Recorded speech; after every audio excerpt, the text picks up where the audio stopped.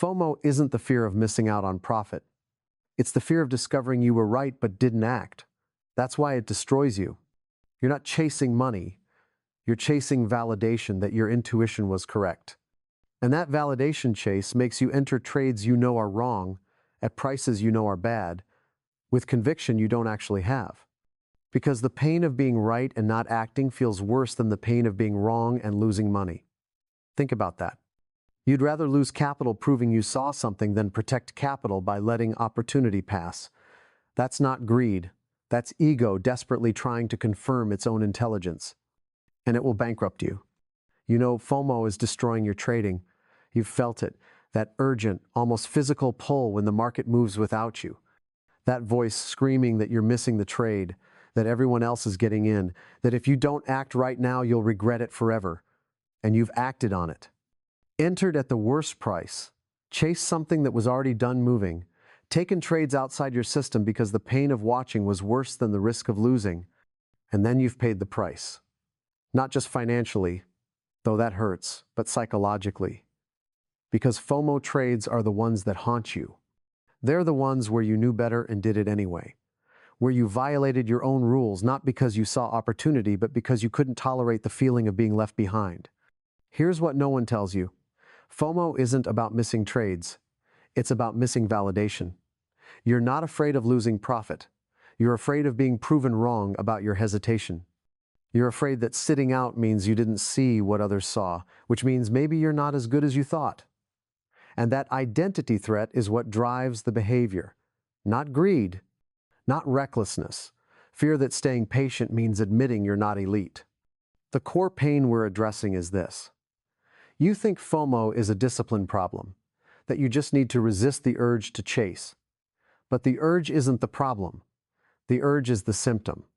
The problem is you've built your trading identity around not missing out, which means every missed trade feels like evidence of inadequacy. And until you separate your self-worth from your participation rate, FOMO will control you. What makes this different is we're not going to tell you to control your emotions or stick to your plan. You've heard that. It doesn't work because it treats FOMO like a behavioral problem when it's actually an identity problem. We're going to show you why your brain creates the false urgency, why scarcity thinking dominates despite abundance reality, and how to restructure your relationship with missed opportunity so it stops feeling like loss. The myth we're busting is that FOMO is about wanting more profit. It's not. FOMO is about avoiding the psychological discomfort of uncertainty. You chase trades because action feels like control and waiting feels like helplessness. But action without edge is just expensive helplessness. The traders who beat FOMO aren't the ones with the most willpower, they're the ones who've made peace with missing out. The reframe is this: missing trades isn't failure, it's filter. Every trade you don't take preserves capital for the trades that actually meet your criteria. And preserving capital is how you stay in the game long enough to win. I consulted with a trader who was profitable on paper, 68% win rate, good risk reward, but his account was flat. When we analyzed his trades, we found he was taking twice as many trades as his system called for. He'd take his signal trades and make money. Then he'd take FOMO trades between his signals and give it all back. When I asked him why he kept taking trades that didn't meet his criteria, he said something profound. Because watching the market move without me makes me feel like I'm not really trading, like I'm just sitting there. And if I'm sitting there, what am I even doing? I might as well not be here. Do you hear what he's saying? His identity as a trader required him to be active. Sitting on his hands while the market moved felt like abdication, like he wasn't fulfilling his role. So he'd take trades not because he saw opportunity, but because taking trades is what traders do, and that need to prove he was really trading cost him his profitability. We worked on this for months, and the shift happened when he reframed what trading actually is. Trading isn't action, it's selective action. The best traders I know spend 90% of their time doing nothing. They're waiting, watching, prepared to act when their edge appears. But they're not acting just to feel like they're participating. And once he internalized that, once he accepted that sitting on his hands while the market moves is active trading, everything changed. He stopped taking the FOMO trades. Not because he developed inhuman discipline, but because the FOMO impulse was rooted in a false definition of what it means to be a trader. He thought traders trade constantly. He learned traders trade selectively. And his account started growing. Same win rate, same edge, half the trades. Because he'd stopped confusing activity with productivity. He'd stopped paying to feel like a trader and started behaving like one. And I want you to really sit with what happened here. His FOMO wasn't about the market at all. It wasn't about opportunities he was missing. It was about his identity, about what he believed being a trader meant. And as long as he believed that being a trader meant constant action, he was trapped. Because his identity requirement forced him to take trades that his strategy said to skip, and that conflict between identity and strategy is what destroyed his profitability. This is what I mean when I say FOMO is an identity problem. You're not just fighting an urge. You're fighting a belief about what kind of person you need to be. And until you challenge that belief, until you redefine what it means to be a good trader, the FOMO will persist. Because you're trying to live up to a standard that's incompatible with profitable trading. Imagine you're at a casino. There's an all-you-can-eat buffet. Unlimited food. It's open 24 hours. You can eat whenever you want, whatever you want, as much as you want. Now, would you gorge yourself on the first thing you see because you're afraid the buffet might close? Would you eat constantly, plate after plate, until you're sick? Of course not. Because you know the buffet isn't going anywhere. You can come back. The opportunity is permanent. But now imagine you don't know. The buffet is unlimited. Imagine you think this might be your only chance to eat. Suddenly, you're filling your plate with everything. You're eating things you don't even like because what if you miss something good? You're making yourself sick because scarcity creates urgency. That's FOMO in trading. You're treating an unlimited buffet like a limited resource. The market is open every day. Opportunities appear constantly. But you're acting like this trade right now is your last chance. And that false scarcity is what makes you chase. The traders who beat FOMO aren't less hungry. They're not less ambitious. They've just internalized that the buffet is permanent. They know they can walk away from this trade, and there will be another one, and another one, and another one, forever. And once you know that, truly know it in your nervous system, the urgency disappears. You stop chasing because you're no longer operating from scarcity. You start selecting because you know abundance is the actual reality. And selection, choosing only what meets your criteria, is what creates consistent profitability. Gorging on everything because you think it's your only chance, that's what creates regret, losses, and blown accounts. And I know you've heard this before. You've been told there are always more trades. But hearing it and believing it are different things because your nervous system doesn't believe it. Your nervous system evolved in a world where opportunity actually was scarce, where if the hunting party came back with meat and you didn't get your share, you might starve, where hesitation meant death. But trading isn't that world. The opportunities don't disappear. They regenerate constantly. The market is a buffet that never closes. But your nervous system doesn't know that. It's still operating on ancient programming that says act now or lose forever. And that programming is what creates FOMO. Not the market, not the trade. Your own survival instincts misapplied to an environment where they don't serve you. So if FOMO is rooted in false scarcity and identity confusion, if it's not about the trades at all but about how you see yourself in the market, what are the actual mechanisms that keep you trapped? And how do you break free? Here's what's actually happening when you feel FOMO. You're not predicting that the trade will be profitable. You're predicting that if you don't take it and it works, you'll regret it. And that predicted regret is more painful than the predicted loss. So you take the trade to avoid future regret, not to capture present opportunity. But here's the flaw in that logic. You're solving for the wrong problem. You're trying to eliminate regret, which is impossible. Every decision creates a counterfactual. Every choice means you didn't choose something else. If you take the trade and it loses, you'll regret taking it. If you skip the trade and it wins, you'll regret skipping it. There's no version of reality where you don't experience some form of regret. So the question isn't how do I avoid regret? The question is which kind of regret is more tolerable? And here's the answer. The regret of missing a trade that met your criteria is more tolerable than the regret of taking a trade that didn't. Why? Because one is process-aligned regret and the other is process-violating regret. If you skip a trade that met all your criteria and it runs without you, you can tell yourself, I followed my process. This one got away. There will be others. That's tolerable. But if you chase a trade that didn't meet your criteria and it loses, you have to face, I violated my process. I knew better. I let emotion control me. That's intolerable. FOMO tricks you into thinking the first regret is worse, but it's not. The second one is worse because it comes with shame.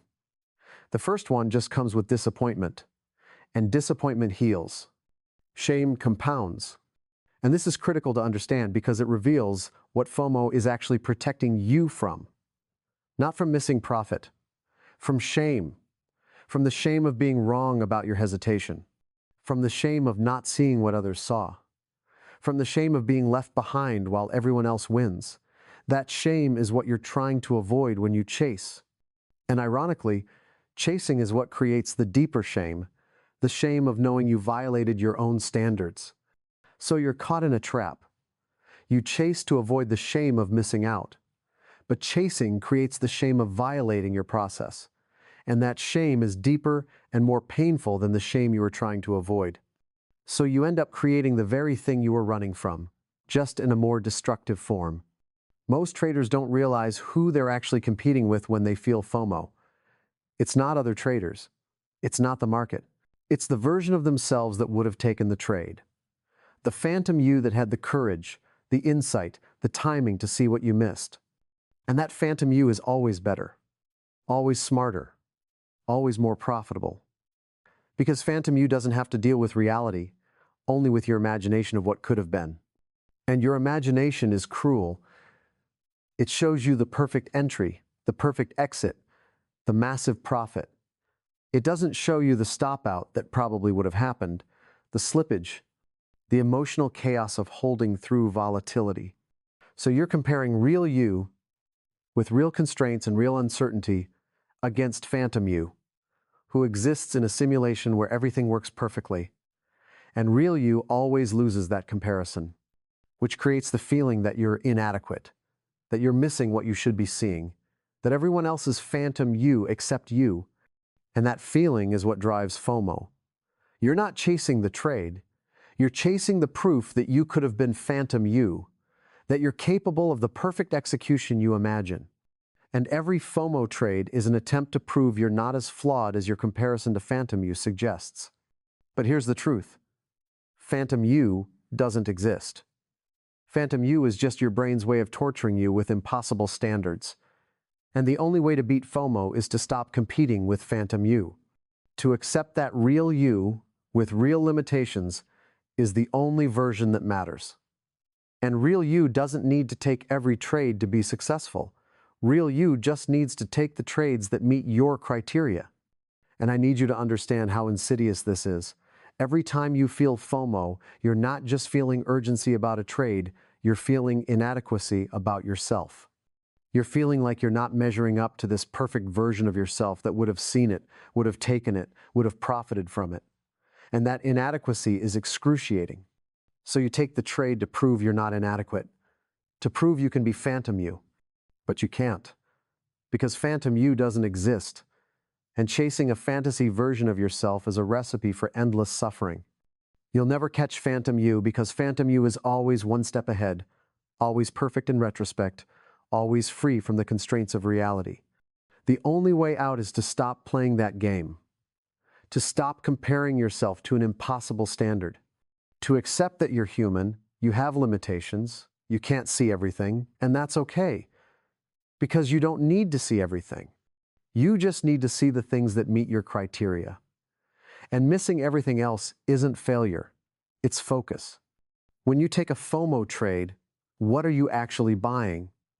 Not a position in the market. You're buying relief from the discomfort of watching the market move without you. That discomfort is real. It's physiological. Your chest gets tight, your breathing changes, you feel restless, agitated, incomplete, and taking the trade makes that feeling stop. immediately. That's why you do it. But here's what you're not accounting for. You just spent capital to manage an emotional state. That's not trading. That's emotional spending. And it's expensive because you're entering at a suboptimal price with no real edge just to make discomfort stop. And the market doesn't care about your discomfort. It's just going to do what it does. And most of the time, what it does is take your money. The traders who beat FOMO have learned to tolerate the discomfort without needing to act. They feel the restlessness. They feel the tightness. They feel the voice screaming at them to get in. And they just sit with it. They observe it. They name it. They let it be there without needing to make it stop. And here's what happens when you do that repeatedly. The discomfort weakens. Your nervous system learns that the discomfort isn't a threat, that you can feel it and survive. And once it's not a threat, it loses its power to compel action. You can feel FOMO and not take the trade. Not because you're disciplined, because the feeling no longer controls you. But you have to practice this. You have to deliberately let the feeling be there without acting on it. And that's hard, because everything in you wants to make it stop. But making it stop through action is what keeps you trapped. Learning to sit with it is what sets you free. And I'm not going to lie to you. This is uncomfortable work. Sitting with FOMO, feeling that urgency, and not acting on it is one of the hardest things you'll do as a trader. Because you're going against every instinct. You're telling your nervous system, I know you think this is urgent, but it's not.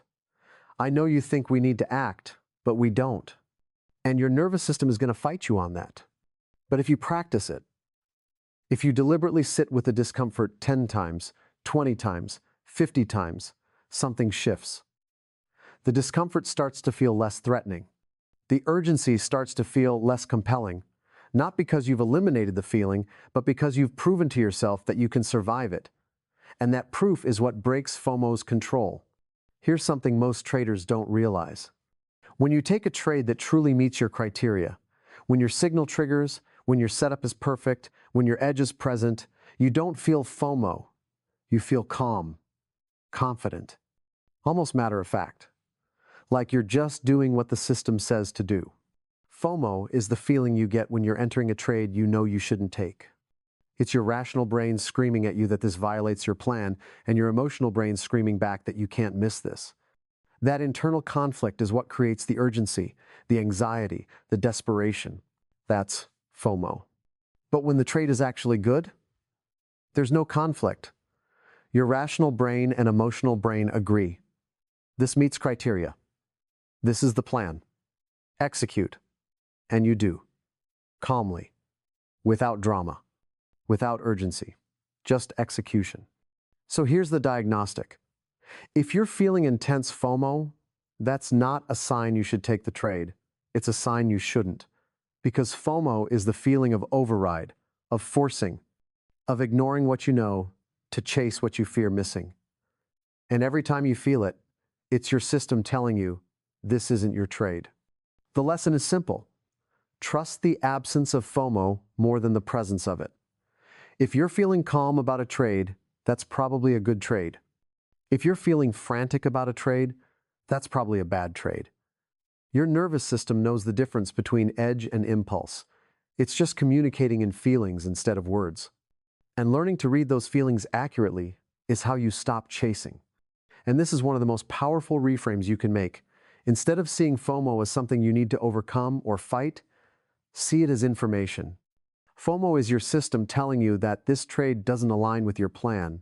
The intensity of the FOMO is proportional to how much the trade violates your criteria.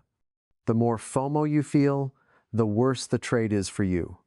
So when you feel that urgency, instead of fighting it or giving in to it, just listen to it. What is it telling you? It's telling you that you're about to do something you'll regret. It's telling you that you're operating from emotion, not strategy. It's giving you a warning. And if you can learn to hear that warning and respect it, FOMO stops being your enemy and becomes your ally. So you understand what FOMO actually is and why it controls you. But understanding isn't enough. How do you actually break the pattern? How do you stop chasing when every cell in your body is screaming at you to act? Start tracking every trade you almost took because of FOMO. Setup appeared, you felt the pull, you wanted to chase, but you didn't. Log it. Write down what would have happened if you'd entered. Track it for 2 weeks. You'll discover that most FOMO opportunities either fail immediately or run slightly and then reverse. This empirical data breaks the emotional grip of what if.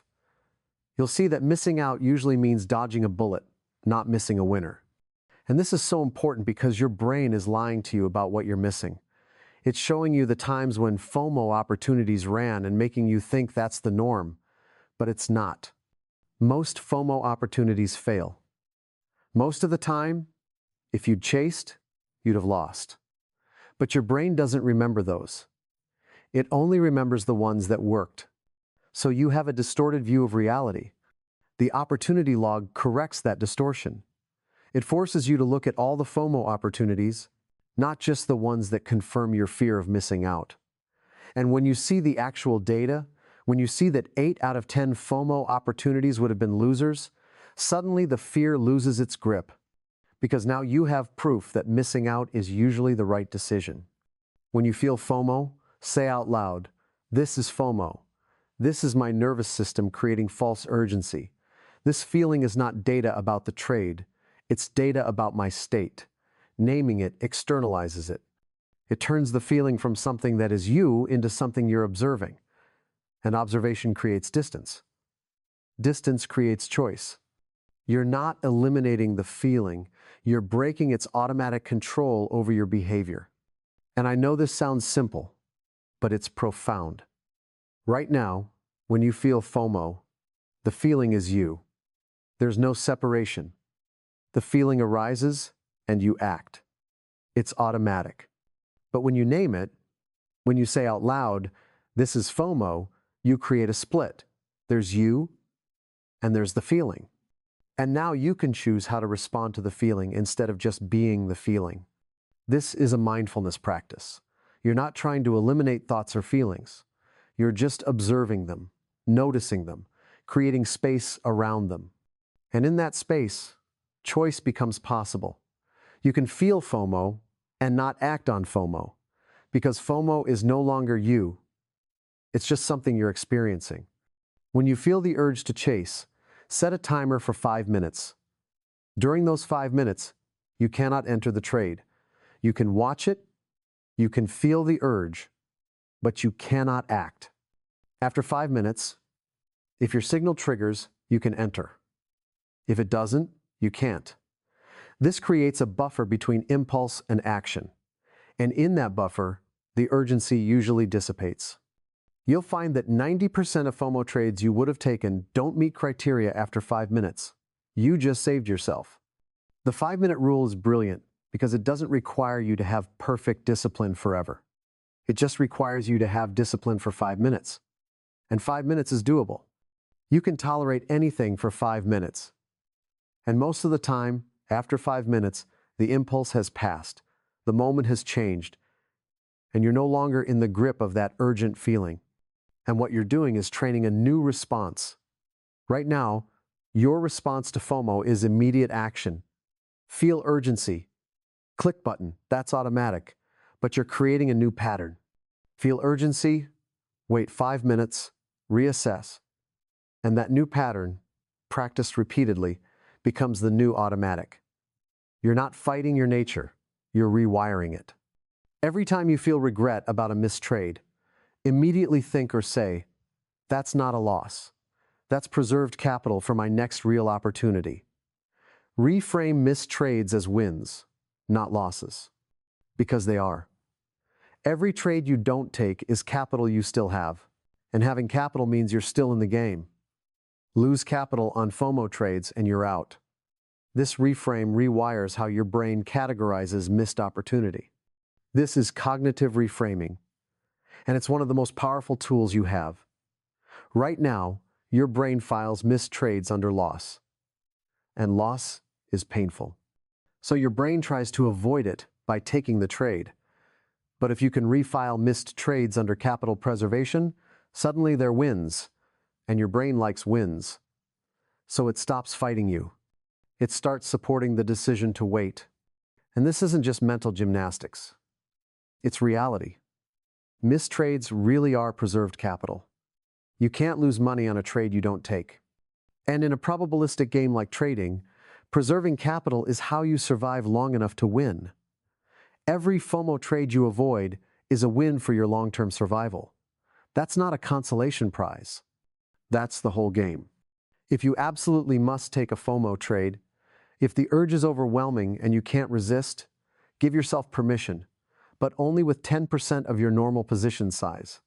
This contains the damage. You get to scratch the itch without destroying your account. And most importantly, you get data. You'll take the FOMO trade, it'll probably lose or break even, and you'll have real evidence that FOMO trades don't work. This builds the experiential proof your brain needs to stop trusting FOMO impulses. And I want to be clear about this. This isn't me saying it's okay to take FOMO trades. It's me being realistic about human psychology. You're going to feel overwhelming FOMO sometimes. And if your only option is resist or give in completely, sometimes you're going to give in completely. But if you have a third option, take it with minimal size, suddenly you have a release valve that doesn't destroy you. And what happens is you take the FOMO trade with 10% size, it loses or breaks even, and you realize, I just spent energy and took risk for nothing. That trade didn't meet my criteria and it didn't work. And that experience teaches you more than any amount of theory. Your brain learns experientially. And this gives it the experience it needs to stop trusting FOMO. So here's where we've been. You came here thinking FOMO was about missing trades, but what we've uncovered is that FOMO is actually about missing validation, about competing with a phantom version of yourself, about trying to eliminate regret by taking trades that violate your edge, and about spending capital to relieve emotional discomfort instead of to execute strategy. We talked about the trader who couldn't sit still, who thought being a trader meant constant action, and how redefining trading as selective action set him free. We explored the buffet metaphor, how treating an unlimited opportunity like a scarce resource is what creates the urgency that destroys you. We broke down why FOMO is a prediction about regret, not profit. Why you're competing against a phantom you that doesn't exist. Why FOMO trades are just expensive emotional relief.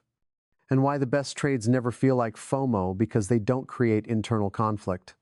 The practices, the opportunity log, naming the feeling, the 5-minute rule, the preserved capital mantra, the FOMO position size limit, they all point to one truth. You don't beat FOMO by resisting it. You beat it by understanding it, observing it, and building structures that prevent it from controlling your behavior.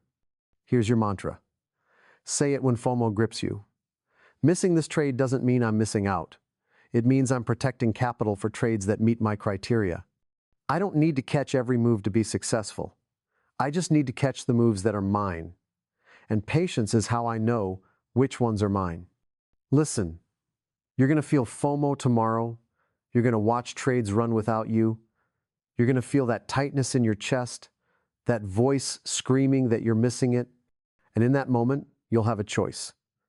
Chase the feeling and pay the price. Or sit with the feeling and preserve your capital. The traders who build wealth aren't the ones who never feel FOMO. They're the ones who feel it and choose differently anyway. Who've learned that missing trades you didn't take is infinitely better than losing money on trades you shouldn't have taken. Who've made peace with the fact that opportunity is infinite and urgency is manufactured. If this resonated with you, if you recognized yourself in these patterns, if something shifted in how you see FOMO, if you're ready to stop chasing and start selecting, do me a favor. Hit that like button, drop a comment and tell me what's the last trade you chased and what did it cost you. And subscribe, because we're building the psychological infrastructure that makes patient, profitable trading possible. You've got this. Not because FOMO will disappear, but because you're finally learning that FOMO is just a feeling, not a directive. And feelings can be observed without being obeyed. I'll see you in the next one.